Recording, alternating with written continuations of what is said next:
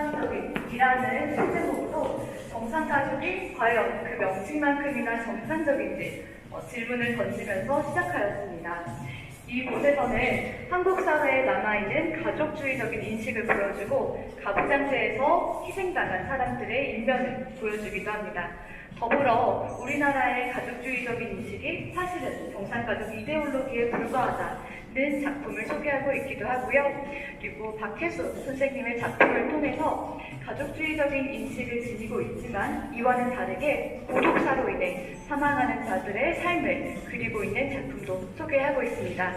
특히 이번 전시실에서는 수원시립미술관의 소장품인 장명의 중공업의 작품 그리고 박혜수 선생님의 작품을 최초로 소개하고 있는데요. 장명의 중공업의 불행한 가족은 모두 비슷한 이유로 장명의 중공업의 불행한 가족은 모두 엇비슷하다라는 작품인데요. 안나 카레니나의 소설 첫 고전을 한국 사회에 맞게 적용하여 변형한 작품입니다. 이 작품은 가족들이 한 자리에 모여서 식사를 하다가 굉장히 화기애애한 분위기에서 돈에 관한 이야기를 하면서 굉장히 심한 싸움이 나는 결말로 치닫는 작품인데요. 이 작품을 통해서 화목해 보이는 가정일지라도 그 불행의 원인은 모두 돈에 있으며 가족주의적인 인식보다도 돈이 압도적으로 승리했음을 암시하는 작품입니다. 이어서 박혜수 작가의 소장품 소개해드리겠습니다.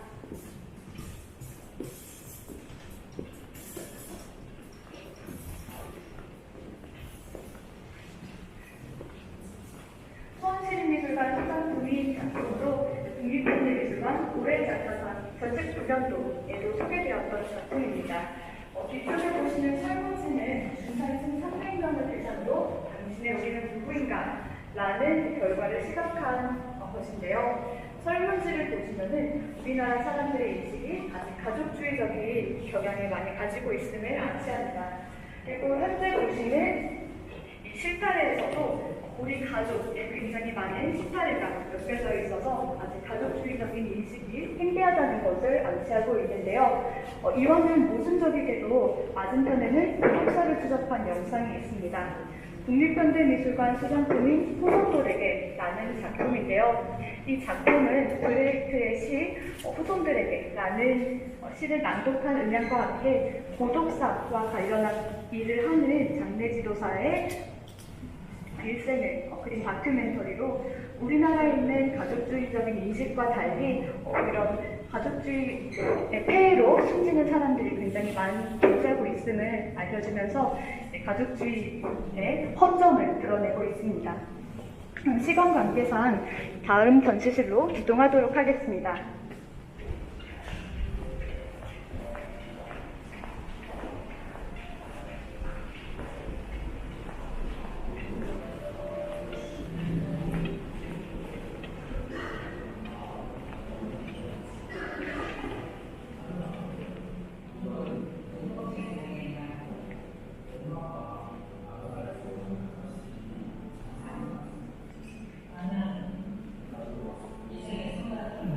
살기에 의한 이분은 집에서 시작합니다. 어디에나 있고 어디에도 없는 이라는 부제목을 통해서 정상이라는 개념이 타자화하는 수많은 우리들의 모습을 소환하고자 했습니다.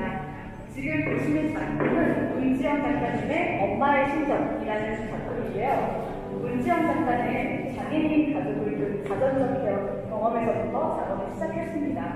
작가의 어머니는 자식의 장애가 낫기를 바라면서 수많은 종교를 입학해서 장애가 낫게 해달라고 빌었다고 하는데요. 이처럼 문지영 작가 작품은 여성이 종교에 입학할 수밖에 없는 상황을 드러내는 동시에 현재 사회에 존재하는 정상성의 견고한 점을 드러내고 있습니다. 하지만 작가의 작품은 정상성에 대한 규범을 보여주는 것을 넘어서 여성들의 역대로 확장하는 지점을 보여주고 있는데요. 네, 맞습니다. 네, 맞습니다. 네, 맞습니다. 수산시립미술관 수산시립미술관 목요일 작품이고요. 네, 수산시립 작가님이셔서 수산시립미술관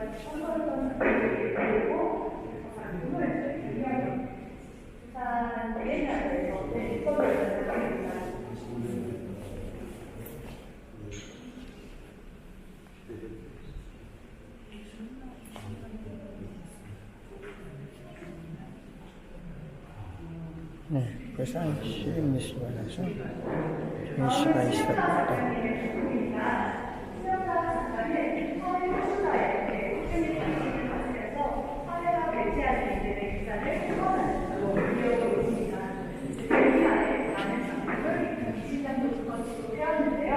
이번에는 신작을 통해서 이런 코로나와 같은 질병이 사회 취약자들에게, 특히 취약 가족에게 더 충격적인 아픔으로 다가온다는 사실을 일깨우고 있고요.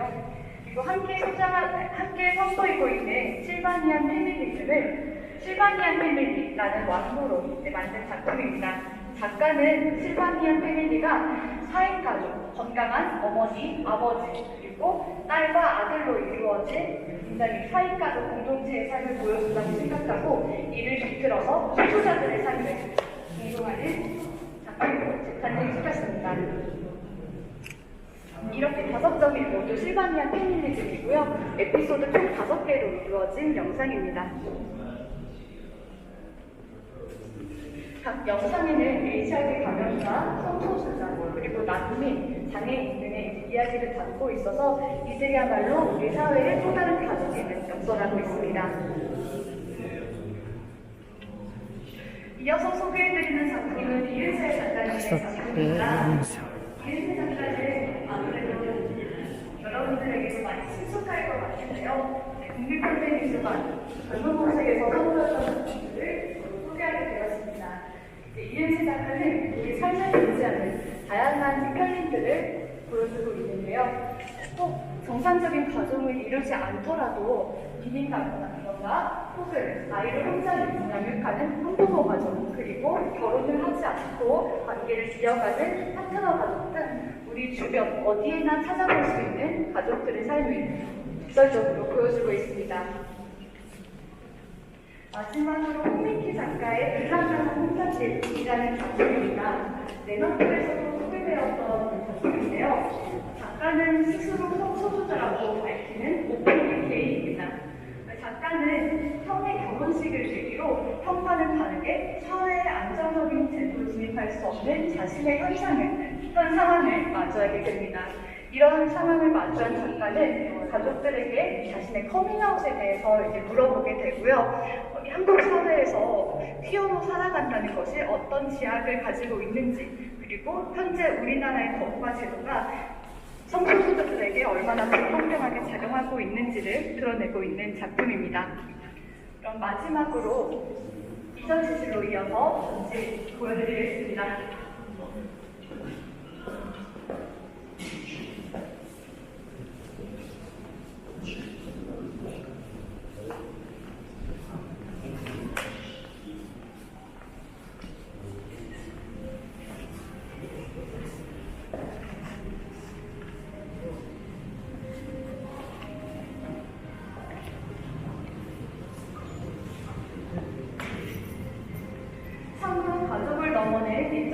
이전시술에서 시작합니다. 먼저 안가영 작가 작품을 통해서 가족이 미래에는 어떤 모습으로 확장하게 될까라는 질문을 던지고 있는데요.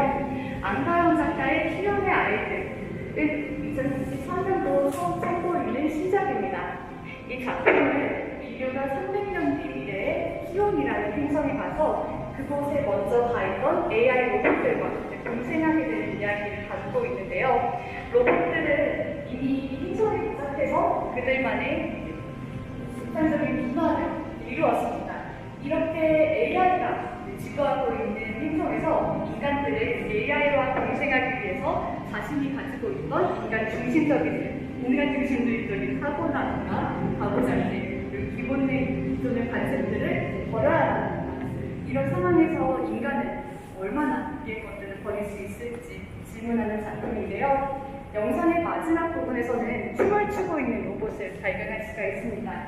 이 로봇의 이름은 청이인데 우리가 잘 알고 있는 한소리로 소녀 심청을 모티프로 만든 로봇입니다. 이 로봇을 심청을 모티프로 한 만큼 원래는 약간 사회적 제도에 의해서 희생물이었다가 AI 로봇으로 재탄생하게 되면서 공존과 사업을 상징하는 대상으로 탈바꿈하게 됩니다.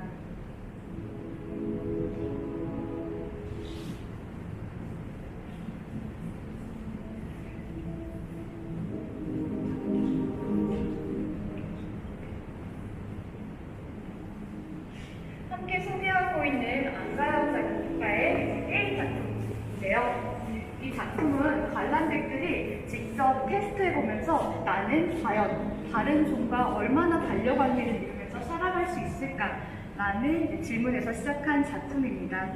관람객들이 극한의 상황에 처하게 되는데요. 버려진 강아지라든가 아니면 나와 다른 종교를 가지고 있는 사람들을 얼마나 포용할 수 있는지, 나의 반려자는 과연 누가 될 수 있는지 확인해 볼 수 있는 작품입니다. 이어서 억채 작가의 작품을 소개해드리겠습니다. 억채 작가는 2019년도 그리고 2020년도의 작품들을 소개하고 있는데요. 벨기 레지던스라는 굉장히 독창적인 프로젝트의 연결선상에 있는 작품들입니다.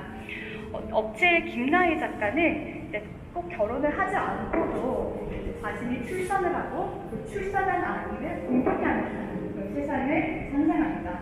이러한 세계관에서 작가는 반드시 이성적인 남성과 여성의 결합뿐만이 아니라 여성과 여성도 충분히 이제 양육을 하고 할 수 있고 이제 부모가 될 수 있는 굉장히 급진적인 세상을 꿈꾸게 됩니다.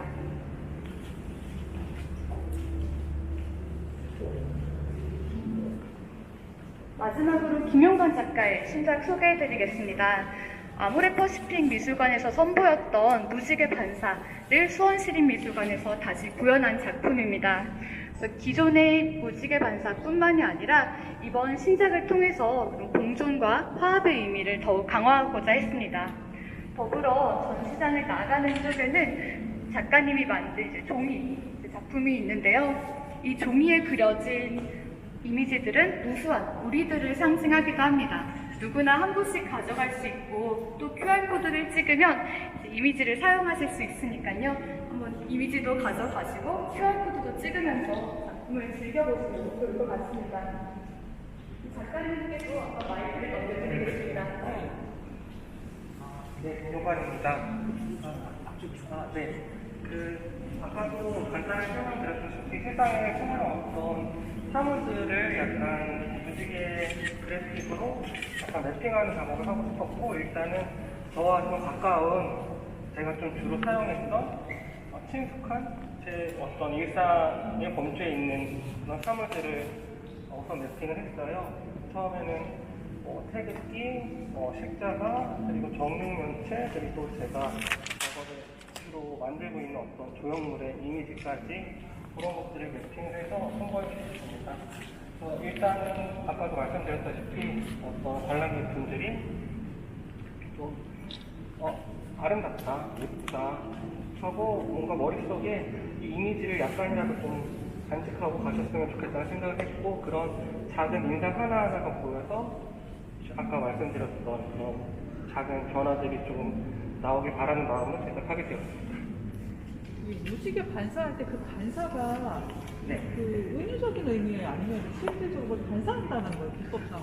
아까 말씀드렸다시피 어떤 호수에 반하는 무지개 같은 비유를 말씀을 드렸잖아요. 근데 그게 실제로 이제 그 호수에 반사가 돼서 약간 원형의 무지개를 만들어지는 그런 이미지가 있었는데, 근데 그거는 반사가 뭐 반영이죠. 미러링. 반사는 내보내는 거죠. 네, 그리고 약간 그 리플렉션이긴 한데, 근데 그것도 일단은 저는 무지개가 이렇게 거울에 반사되는 걸 그런 생각을 했고, 그런 의미에서 제목은 미러링, 그 레인보우 미러링이라는 제목을 했어요.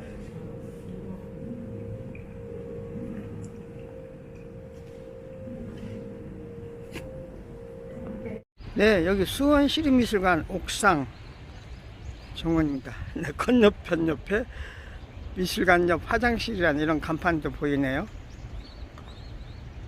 네, 여기 그 유명한 행궁인가요? 네, 넓은 광장, 여러 가지 행사가 이곳에서 이루어지고 있습니다. 수원시립미술관 옥상 정원. 역사가 깊은 수원.